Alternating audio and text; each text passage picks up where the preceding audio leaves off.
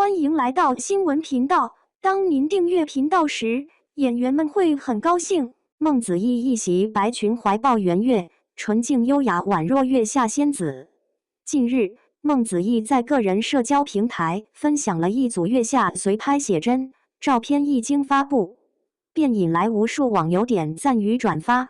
在这组画面中，她身穿一袭飘逸白裙，置身于柔和的月光下，或伫立凝望，或低眉浅笑，如梦如幻，仿佛从古典诗词中走出的月下美人。白裙轻垂，仿佛皎洁月光凝结而成。孟子义在镜头前自然大方，不做作，不张扬，仅凭一份从容与清雅，便将清冷月色与自身的灵气完美融合。他轻抚身旁盛开的花朵，眼神温柔而专注，又或轻抬下颌，凝望星月，仿佛正在与夜空对话。每一个细微的动作都流露出一份极致的优雅与从容。她的妆容清淡不失精致，眼妆轻柔，勾勒出她灵动有神的双眸。唇色选用了带有微光感的烈焰红，为整体造型平添一抹亮色，在柔光与暗影之间勾画出独属于她的轮廓与张力。镜头中的她，肌肤在月光下显得越发白皙通透，五官立体温和，自然中带着一丝高贵。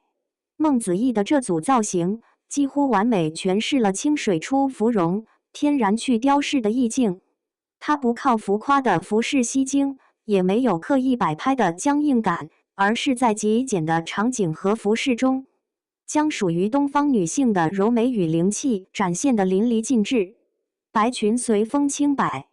与周围的草木花影交相辉映，共同构成了一幅清新淡雅的自然画卷。尤其值得一提的是，这组照片在氛围营造上极为讲究，月光不再只是背景光源，而成为整组画面的情绪主角。光影洒落在孟子义的肩头与裙角，使她仿佛真的从月宫中缓步而来，举手投足间皆带有一股不食人间烟火的清冷气息。